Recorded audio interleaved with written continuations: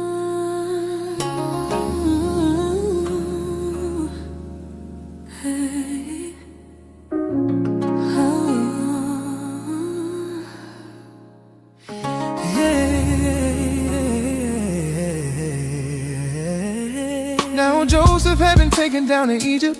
Potiphar, an Egyptian who was one of Pharaoh's officials, the captain of the guard, bought him from the Ishmaelites who had taken him there. The Lord was with Joseph so that he prospered, and he lived in the house of his Egyptian master. When his master saw that the Lord was with him and that the Lord gave him success in everything he did, Joseph found favor in his eyes and became his attendant. Potiphar put him in charge of his household, and he entrusted to his care everything he owned. From the time he put him in charge of his household and of all that he owned, the Lord blessed the household of the Egyptian. Because of Joseph, the blessing of the Lord was on everything Potiphar had, both in the house and in the field. So Potiphar left everything he had in Joseph's care. With Joseph in charge, he did not concern himself with anything except the food he ate. Now Joseph was well built and handsome, and after a while his master's wife took notice of Joseph and said, "Come to bed with me." But he refused. With me in charge, he told her, "My master does not concern himself with anything in the house. Everything he owns he has entrusted to my care. No one is greater in this house than I am. My master has withheld nothing from me except you, because you are his wife. How then could I do such a wicked thing and sin against God?" And though she spoke to Joseph day after day, he refused to go to bed with her or even be with her. One day he went into the house to attend to his duties, and none of the household servants was inside. She caught him by his cloak and said, "Come to bed with me." But he left his cloak in her hand and ran out of the house. When she saw that he had left his cloak in her hand and had run out of the house, she called her household servants. "Look," she said to them, "this Hebrew has been brought to us to make sport of us. He came in here to sleep with me, but I screamed when he heard me scream for help. He left his cloak beside me and ran out of the house." She kept his cloak beside her until his master came home. Then she told him this story: "The Hebrew slave you brought us came to me to make sport of me, but as soon as I screamed for help, he left his cloak beside me and ran out of the house." When his master heard the story, his wife told him, saying, "This is how your slave treated me." He burned with anger. Joseph's master took him and put him in prison, the place where the king's prisoners were confined. But while Joseph was there in the prison, the Lord was with him. He showed him kindness and granted him favor in the eyes of the prison warden. So the warden put Joseph in charge of all those held in the prison, and he was made responsible for all that was done there. The warden paid no attention to anything under Joseph's care, because the Lord was with Joseph and gave him success in whatever he did.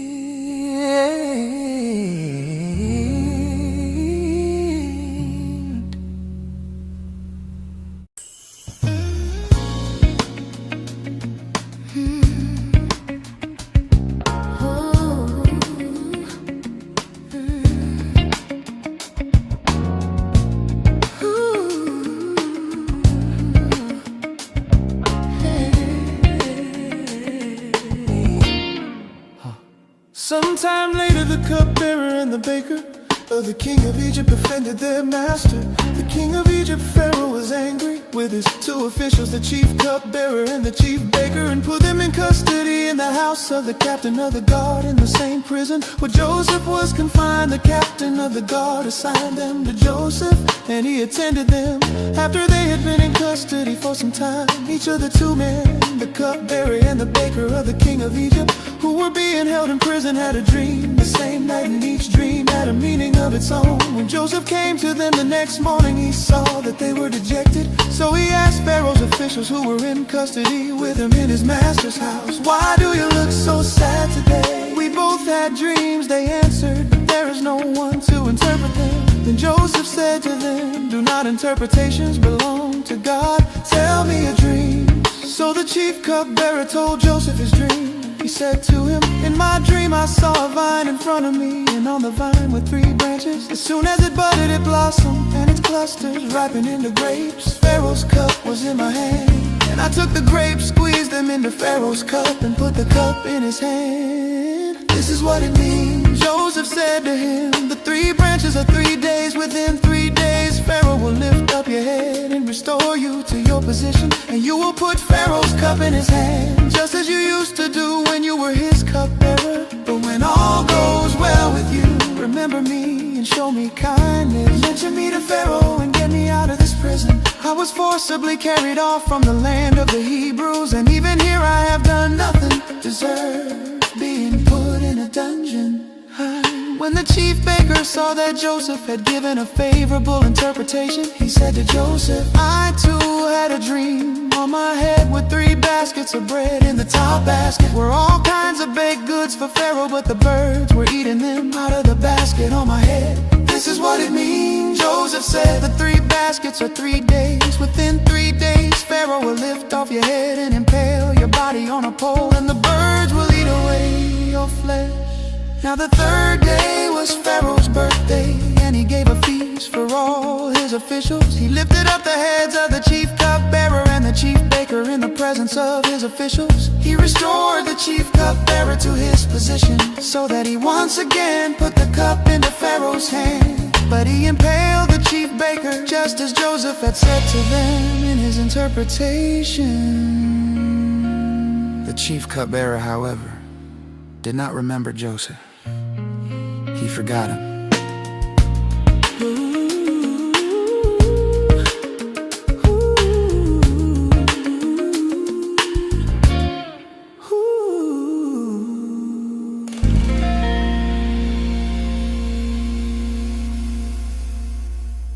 When 2 full years had passed, Pharaoh had a dream. He was standing by the Nile when out of the river there came up 7 cows, sleek and fat, and they grazed among the reeds. After them 7 other cows, ugly and gaunt, came up out of the Nile and stood beside those on the riverbank. And the cows that were ugly and gaunt ate up the 7 sleek, fat cows. Then Pharaoh woke up.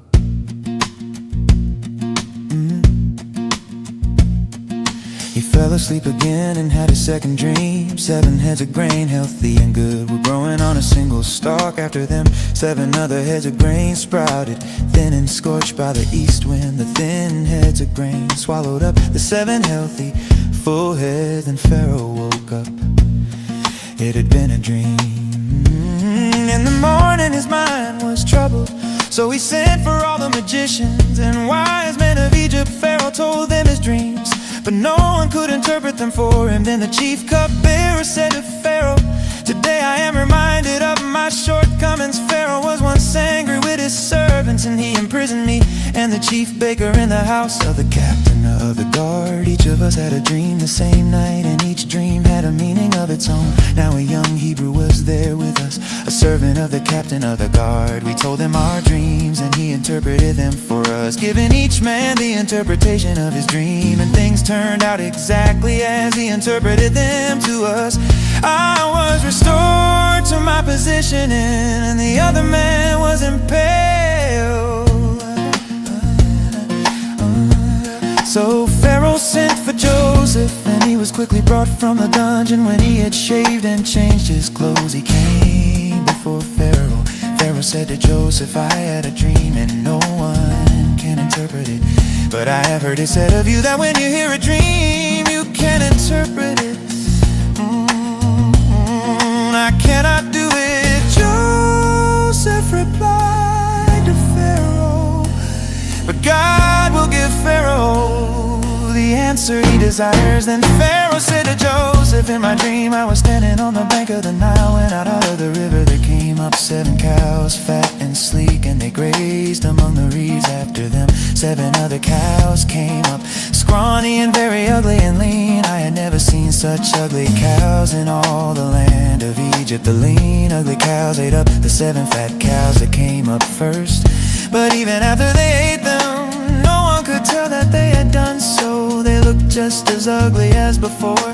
Then I woke up in my dream. I saw 7 heads of grain, full and good, growing on a a single stalk. After them 7 other heads sprouted, withered and thin, and scorched by the east wind. The thin heads of grain swallowed up the 7 good heads. I told this to the magicians, but none of them could explain it to me. And Joseph said to Pharaoh, the dreams of Pharaoh are one and the same. God has revealed to Pharaoh what he is about to do. The 7 good cows are 7 years, and the 7 good heads of grain are 7 years. It is one and the same dream. The 7 lean, ugly cows that came up afterward are 7 years, and so are the 7 worthless heads of grain scorched by the east wind. They are 7 years of famine.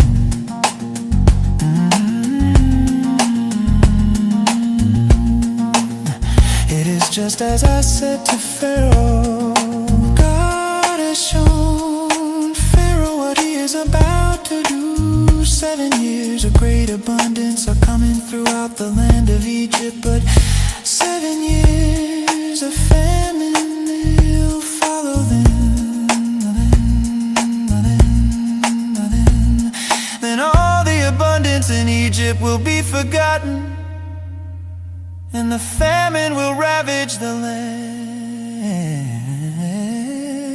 The abundance in the land will not be remembered, because the famine that follows it will be so severe. The reason the dream was given to Pharaoh in 2 forms is that the matter has been firmly decided by God, and God will do it soon. And now let Pharaoh look for a discerning and wise man and put him in charge of the land of Egypt. But Pharaoh look for a discerning and wise man and put him in charge of the land of Egypt. Let Pharaoh appoint commissioners over the land to take 1/5 of the harvest of Egypt during the 7 years of abundance. They should collect all the food of these good years that are coming and store up the grain under the authority of Pharaoh, to be kept in the cities for food. This food should be held in reserve for the country to be used during the 7 years of famine that will come upon Egypt, so that the country may not be ruined by the famine. The plan seemed good to Pharaoh and to all his officials, so Pharaoh asked them, can we find anyone like this man, one in whom is the Spirit of God? Then Pharaoh said to Joseph, since God has made all this known to you, there is no one so discerning and wise as you. You shall be in charge of my palace, and all my people are to submit to your orders. Only with respect to the throne will I be greater than you. So Pharaoh said to Joseph, I hereby put you in charge of the whole land of Egypt. Then Pharaoh took his signet ring from his finger and put it on Joseph's finger. He dressed him in robes of fine linen and put a gold chain around his neck. He had him ride in a chariot as his second in command, and people shouted before him, make way. Thus he put him in charge of the whole land of Egypt. Then Pharaoh said to Joseph, I am Pharaoh, but without your word no one will lift hand or foot in all Egypt. Pharaoh gave Joseph the name Zaphanath-Paneah, and gave him a Zenith, daughter of Potiphar, a priest of On, to be his wife. And Joseph went throughout the land of Egypt. Joseph was 30 years old when he entered the service of Pharaoh, king of Egypt. And Joseph went out from Pharaoh's presence and traveled throughout Egypt during the 7 years of abundance. The land produced plentifully, Joseph collected all the food produced in those 7 years of abundance in Egypt and stored it in the cities. In each city he put the food grown in the fields surrounding it. Joseph stored up huge quantities of grain like the sand of the sea. It was so much that he stopped keeping records because it was beyond measure. Before the years of famine came, 2 sons were born to Joseph by Asenath, daughter of Potiphar, a priest. On Joseph named his firstborn Manasseh and said, "It is because God has made me forget all my trouble and all my father's household." The second son he named Ephraim and said, "It is because God has made me fruitful in the land of my suffering." The 7 years of abundance in Egypt came to an end, and the 7 years of famine began. Just as Joseph had said, there was famine in all the other lands, but in the whole land of Egypt there was food. When all Egypt began to feel the famine, the people cried to Pharaoh for food. Then Pharaoh told all the Egyptians, "Go to Joseph and do what he tells you." When the famine had spread over the whole country, Joseph opened all the storehouses and sold grain to the Egyptians. For the famine was severe throughout Egypt, and all the world came to Egypt to buy grain from Joseph, because the famine was severe everywhere.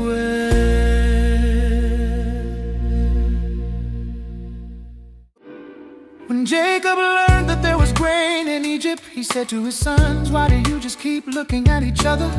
He continued, "I have heard that there is grain in Egypt. Go down there and buy some for us, so that we may live and not die." Then 10 of Joseph's brothers went down to buy grain from Egypt. But Jacob did not send Benjamin, Joseph's brother, with the others, because he was afraid that harm might come to him. So Israel's sons were among those who went to buy grain, for there was famine in the land of Canaan also. Now Joseph was the governor of the land, the person who sold grain to all his people. So when Joseph's brothers arrived, they bowed down to him with their faces to the ground. As soon as Joseph saw his brothers, he recognized them, but he pretended to be a stranger and spoke harshly to them. "Where do you come from?" he asked. "From the land of Canaan," they replied, "to buy food." Although Joseph recognized his brothers, they did not recognize him. Then he remembered his dreams about them and said to them, "You are spies. You have come to see where our land is unprotected." "No, my lord," they answered, "your servants have come to buy food. We are all the sons of one man. Your servants are honest men, not spies." "No," he said to them, "you have come to see where our land is unprotected." But they replied, "Your servants were 12 brothers, the sons of one man who lives in the land of Canaan. The youngest is now with our father, and one is no more." Joseph said to them, "It is just as I told you, you are spies, and this is how you will be tested. As surely as Pharaoh leaves, you will not leave this place unless your youngest brother comes here. Send one of your number to get your brother. The rest of you will be kept in prison, so that your words may be tested, to see if you are telling the truth. If you are not, then as surely as Pharaoh lives, you are spies." Then he put them all in custody for 3 days. On the 3rd day, Joseph said to them, "Do this and you will live, for I fear God. If you are honest men, let one of your brothers stay here in prison, while the rest of you go and take grain back for your starving households. But you must bring your youngest brother to me, so that your words may be verified and that you may not die." This they proceeded to do. They said to one another, "Surely we are being punished because of our brother. We saw how distressed he was when he pleaded with us for his life, but we would not listen. That's why this distress has come on us." Reuben replied, "Didn't I tell you not to sin against the boy? But you wouldn't listen. Now we must give an accounting for his blood." They did not realize that Joseph could understand them, since he was using an interpreter. He turned away from them and began to weep, but then came back and spoke to them again. He had Simeon taken from them and bound before their eyes. Joseph gave orders to fill their bags with grain, to put each man's silver back in his sack and to give them provisions for their journey. After this was done for them, they loaded their grain on their donkeys and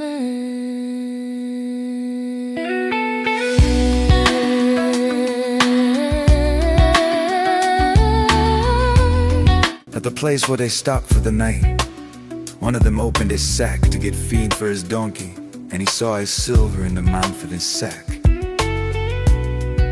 "My silver has been returned," he said to his brothers. "Here it is in my sack." Their hearts sank and they turned to each other trembling and said, "What is this that God has done to us?" When they came to their father Jacob in the land of Canaan, they told him all that had happened to them. They said, "The man who is Lord over the land spoke harshly to us and treated us as though we were spying on the land." But we said to him, "We are honest men. We are not spies. We were 12 brothers, sons of one father. One is no more, and the youngest is now with our father in Canaan." Then the man who is Lord over the land said to us, "This is how I will know whether you are honest men. Leave one of your brothers here with me, and take food for your starving households and go. But bring your youngest brother to me, so I will know that you are not spies, but honest men. Then I will give your brother back to you, and you can trade in the land." As they were emptying their sacks, there in each man's sack was his pouch of silver. When they and their father saw the money pouches, they were frightened. Their father Jacob said to them, "You have deprived me of my children. Joseph is no more, and Simeon is no more, and now you want to take Benjamin. Everything is against me." And Reuben said to his father, "You may put both of my sons to death if I do not bring him back to you and trust him to my care, and I will bring him back." But Jacob said, "My son will not go down there with you. His brother is dead and he's the only one left. If harm comes to him on the journey you are taking, you will bring my gray head down to the grave in sorrow."